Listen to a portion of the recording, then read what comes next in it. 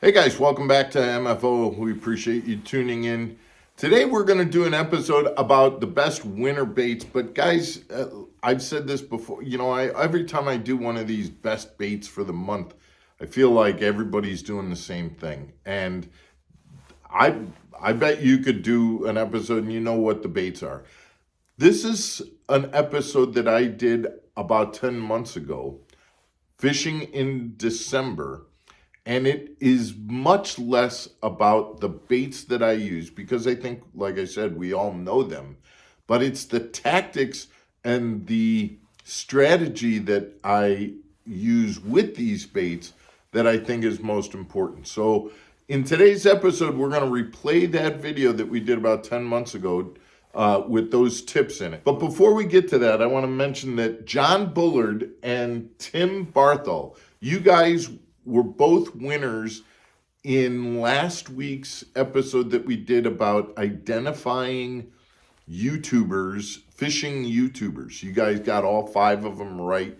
And so we're going to send you out some hats. If you guys, I think I've got both of your addresses from when you helped with the bobber pull. But if you wouldn't mind just DMing me, let me know if you want a Phoenix hat or a Mercury hat. You guys participate in all the contests we have, and I don't want to send you duplicate prizes. If you got one, send me something, DM me if you can. If not, I'll pick out a hat and send it to both of you. Thank you all for participating. We had some fun with that one.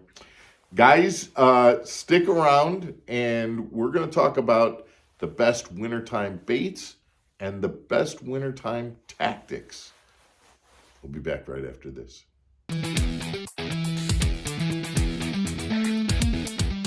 Welcome back, everybody. I'm Mark Fisher. I'm Megan Fuller. So we're going to talk about wintertime baits, Megan, but more importantly, we're going to talk about what tactics to use in the wintertime and what things to look for in the wintertime. And I'm going to start out right now, give a piece of juice right off the bat, okay? Wintertime, in my experience, wintertime fishing, it's either going to be good or it's going to be bad. Okay. I know that sounds weird to you, but there are times when fishing can be okay, and then there's other days when it's gangbusters. Okay. I'm saying that in the wintertime, you can have a lot of days when it's just flat out bad. How many fish did you catch? None. One. Okay. That's a bad day. Right. Okay. Right. Or you can come back going, oh, we slayed them.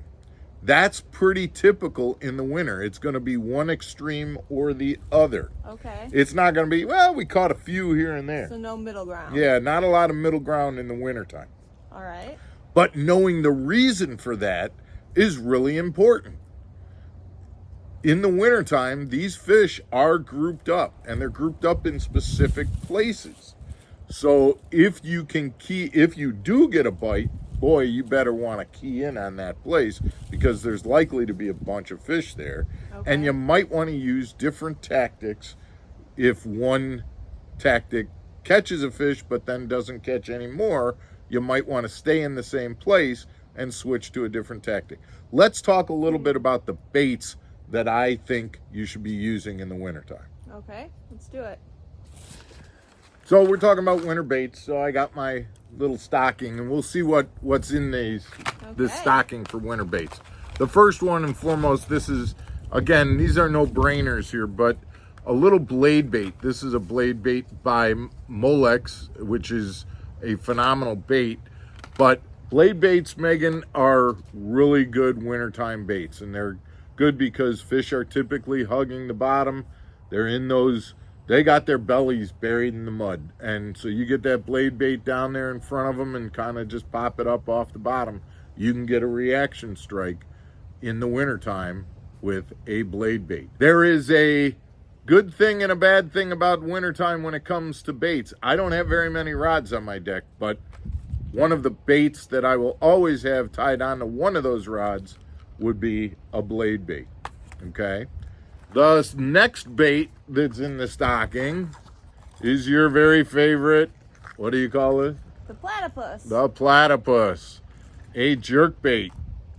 A jerk bait is a good wintertime bait because, again, what happens in the winter is a lot of the bait fish are dying off as that water gets cold.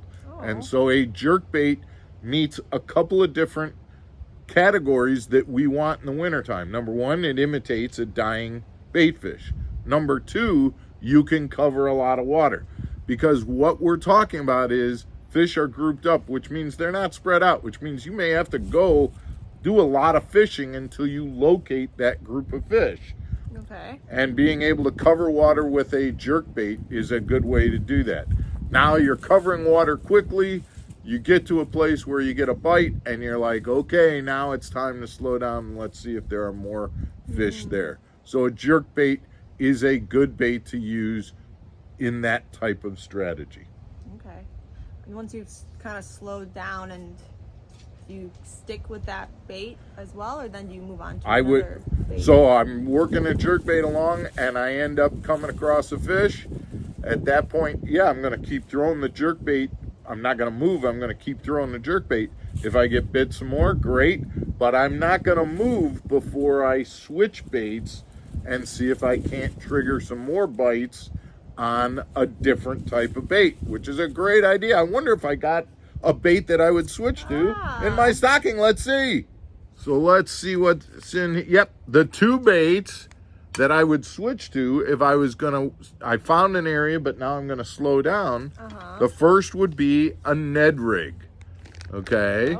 So I would take my Ned rig head, put it on a little TRD, and now that I've located fish, I'm gonna just work that bait along the bottom, a very small finesse kind of bait, and see if I can get some bites doing that.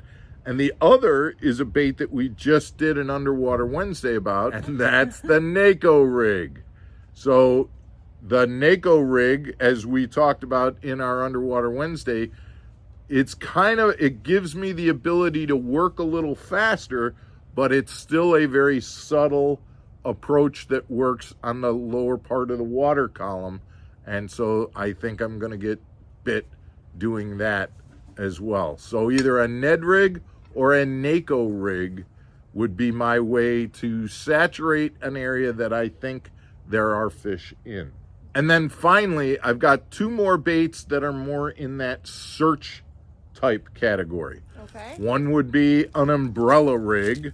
And Megan, I don't know if you've ever seen an umbrella rig, but this umbrella rig folds out, comes out just like an umbrella. It's got little teaser baits, and then attached to each one of these is a jig. So I've got 1, 2, 3, 4, 5 baits swimming along. It looks like a ball of bait swimming along. These are great baits to attract fish. And again, in the wintertime, the bait fish are clumped up together, and this is definitely something that could attract a strike. And you have to be careful of what's allowed in your area, because not all states allow every bait on an umbrella rig to have hooks. So sometimes you put decoy baits on some of them so that you only have hooks on a certain number. Check your local regulations with regards to fishing an umbrella rig, but that is definitely an option. And finally, in the same vein, I always get amazed at the fact that our containers hold so many baits. I don't know how that works, but would be fishing small swim baits. These are Kitex. I typically start with a 2.8, maybe go up to a 3.3. But again, remember, we're talking about small baits.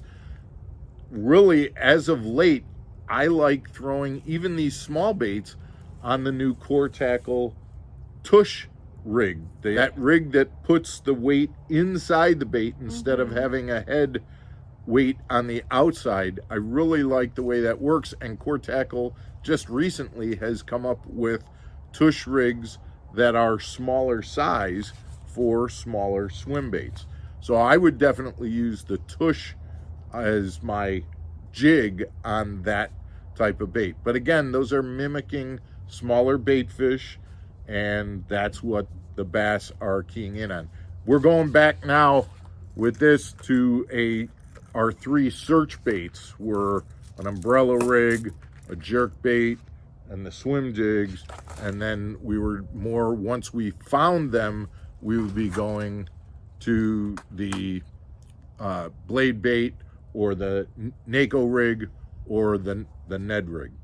So those are the baits that I would use in the winter. But here's a couple of things. We talked about tactics, one being search and find, okay? The other that is very, very important to me is make a decision about when you're going out for success. If you can catch a wintertime situation where you are just before a front moves through, those fish are going to be active. The illustration with this is, and Carl called me and said, "Oh, Mark, we did real well." This was just a week ago. Said, "We did real well on my local area pond." Well, that night I was driving home and I was seeing deer moving. I was seeing all sorts of activity down behind the barn and things like that. Kind of put it together, because guess what happened the very next day? It was a really cold day? It was really cold and it stormed. There was snow and rain and sleet. It was just before the front came through. And so if you can time your fishing to be in a situation where you're coming in just before a front, those fish are going to be active during that time. Doesn't matter whether it's 30 degrees or 50 degrees, they're going to be active. So pay attention to your weather and make sure you time your fishing trip to be before that. The opposite is true, because Carl went out the very next day thinking, hey, it was so good, I'm going to do it. Didn't catch a thing. Well, that barometric pressure had changed. Those fish were completely locked down. And so I think that that's kind of an indicator there. The next thing that I want to talk about is where to look. And something that I've come across in the last couple of years that I think, and it's just paid off time after time in the late season fishing, is if you can locate an area where fish used to be in the summer, say a shallow area with lily pads or weeds, and it drops off and then turns into a little, like a ditch, for example, or a little deeper area.